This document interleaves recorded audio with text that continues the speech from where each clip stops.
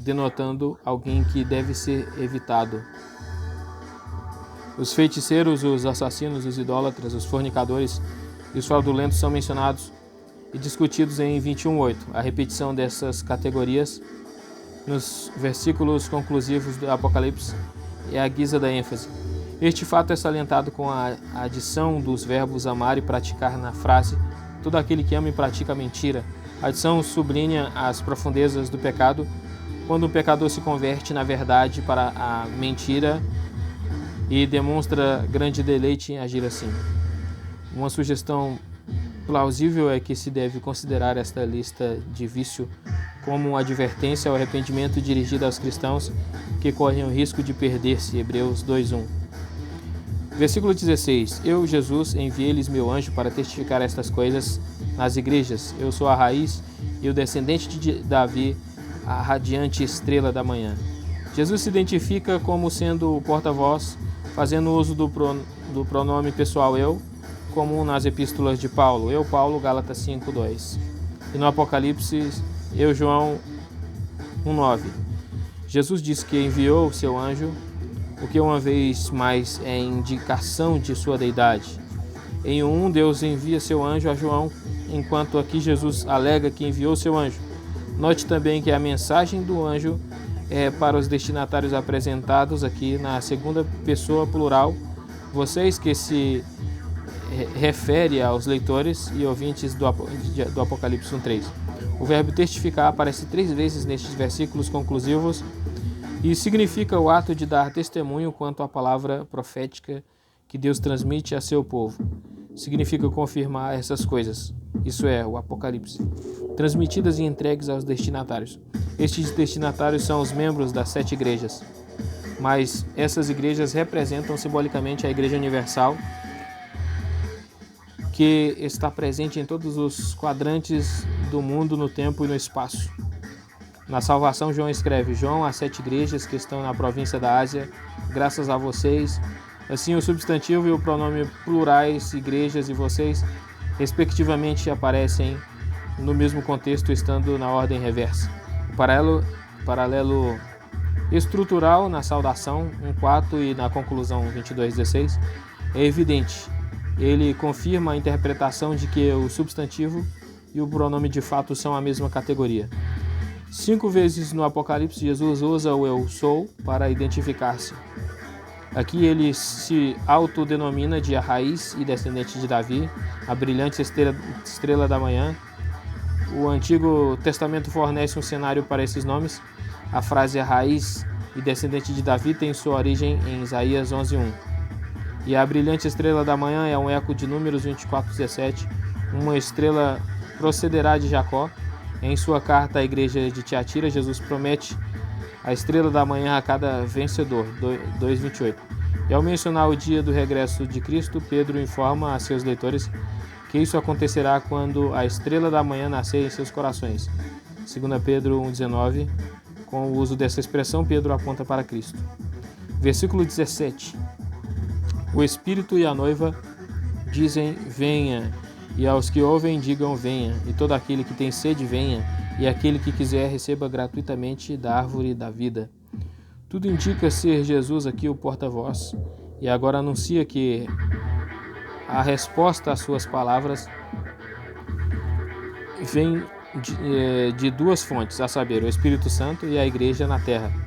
Estes 2 continuam a pronunciar seu apelo ao regresso de Jesus como uma súplica no tempo presente, que significa leva a bom termo o teu plano na história, com vistas à tua vinda. O clamor pela vinda do Senhor é reiterada no versículo 20, como a última petição no Apocalipse. Amém, vem Senhor Jesus. O Espírito de Cristo é o Espírito do noivo, e o Espírito tem sua morada na noiva, isto é, a Igreja. Daí, no poderoso apelo do Espírito, a Igreja expressa seu anseio pelo regresso de Cristo, seu noivo, não só o corpo orgânico da Igreja, mas também cada crente individualmente que obedientemente responde ao impulso do Espírito, articula este anseio. O convite venha acontece 2 vezes para salientar a urgência. Não obstante, o terceiro convite, aquele que tem sede, venha, não é dirigido a Cristo, mas às pessoas que clamam que ele venha. Isso causa confusão, especialmente porque a última exortação, aquele que quiser, receba gratuitamente a água da vida, é também um apelo evangelístico. Esta inconsistência pode ser resolvida quando interpretamos o duplo significado do verbo vir. Primeiro, a igreja, em adoração e na celebração da ceia do Senhor, suplica a Cristo que volte, Maranata, ver no Didaquê 10:6. Segundo, ao mesmo tempo, a igreja estende a todos o convite para ir a Cristo. Escrevendo acerca da vinda do Senhor, Pedro instrui seus leitores a viverem vidas santas e piedosas, enquanto vocês aguardam o dia de Deus e apressam sua vinda. 2 Pedro 3:12a.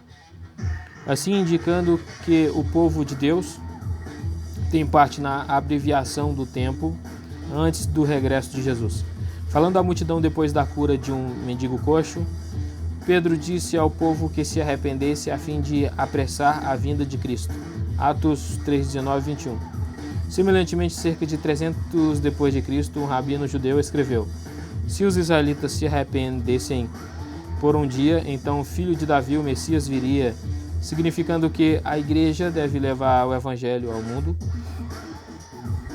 levar as pessoas à fé e ao arrependimento e encher a casa de Deus. Então o fim virá e Cristo regressará. Todos os que desejam beber da água da vida podem vir e gratuitamente beber. Há um convite no Antigo Testamento registrado em Isaías 55:1. Venham todos vocês que estão com sede. Venham às águas, e vocês que não possuem dinheiro algum, venham, comprem e comam. Venham, comprem vinho e leite sem dinheiro e sem custo. Ver também João 7:37 e Apocalipse 21:6.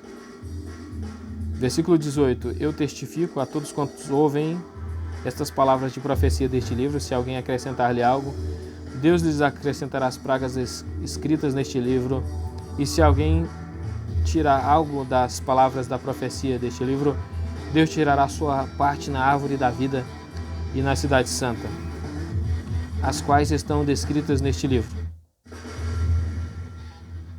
É bem provável que Jesus seja o orador, porque o pronome pessoal eu se harmoniza com o versículo 16 e o verbo testificar aparece no versículo 20, onde Jesus é o orador. Na parte introdutória e na conclusão, Jesus fala diretamente aos seus leitores e ouvintes, mas para o restante do Apocalipse ele enviou seu anjo. Seu discurso às pessoas que ouvem as palavras da profecia deste livro repete o vocabulário semelhante dos versículos 7 e 10. O ouvir deve ser acompanhado pelo entender, comparar 1:3. A solene advertência de não acrescentar nem subtrair algo das palavras deste livro é comum na literatura antiga. Por exemplo, Moisés adverte os israelitas a não acrescentar nem subtrair nada dos decretos e leis que Deus lhes deu. Deuteronômio 4:2 e 12:32. Esta fórmula foi anexada aos documentos, da mesma forma que os manuscritos modernos são protegidos por leis de direitos autorais. Além disso, as maldições foram acrescentadas na forma de uma sentença condicional. Se alguém acrescentar ou tirar algo deste livro, sobre ele repousará a maldição. Paulo escreveu uma condenação semelhante quando disse aos israelitas que se alguém pregasse um evangelho que não fosse o evangelho de Cristo, que eu mesmo seja eternamente condenado. Gálatas 1:6-8.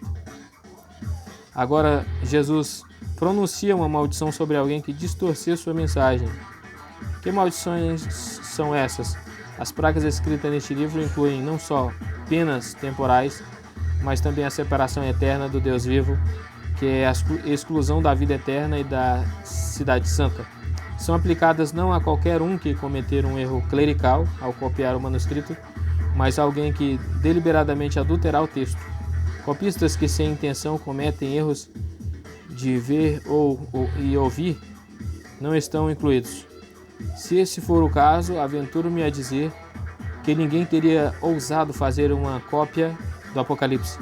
2 vezes nesta passagem ocorre a palavra profecia, o que significa que as palavras registradas neste Apocalipse estão sendo cumpridas no curso do tempo e apontam para o cumprimento quando do regresso de Jesus. O que ele prometeu certamente o cumprirá no tempo designado pelo Pai. Mateus 24:36 e Atos 1:7. Note que a palavra profecia aparece 7 vezes no Apocalipse e 4 delas estão no último capítulo. Versículo 20. Aquele que testifica destas coisas diz: sim, eu venho em breve. Amém. Vem, Senhor Jesus.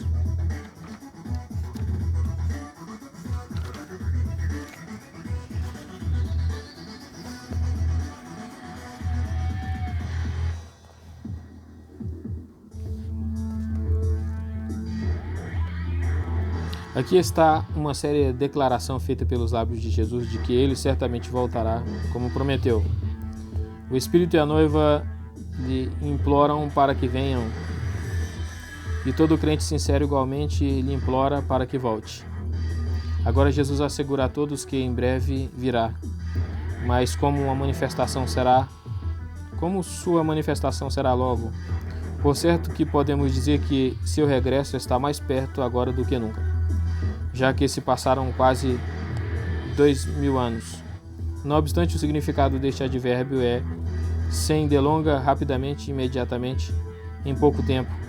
A resposta à promessa de Jesus é formulada numa oração que constitui a última petição da Escritura. Amém, vem Senhor Jesus. Isto é, o crente se convence da veracidade desta promessa e a confirma com um sincero Amém. Versículo 21. A graça do Senhor Jesus seja com todos. Esta bênção é breve e envolve a reminiscência da literatura epistolar de Paulo. Ela confirma que o Apocalipse é enviado como uma epístola às igrejas e com uma oração ou desejo semelhante àquela saudação na introdução. 1:4. As variantes refletidas nas versões dizem respeito aos recipientes do livro. Diante da própria bênção, essas variantes são de pouca importância. A graça do Senhor Jesus seja com todos os que o amam, o servem e anelam por seu regresso. Palavras e frases e construções gregas em 22:21. Meta panton, com todos. Outras redações trazem com todos os santos e com todos vocês. Dessas três, a redação mais breve é a preferível. Só lhe deu glória. E aí acabou aqui então o comentário de Apocalipse de Simon Kistemaker. E vai ter uma bibliografia muito grande aqui, bem cheia mesmo, muito grande. Depois os índices de autores pela ordem alfabética, né? E índice da Bíblia e outros escritos antigos. Antigo Testamento, e vai ter Gênesis.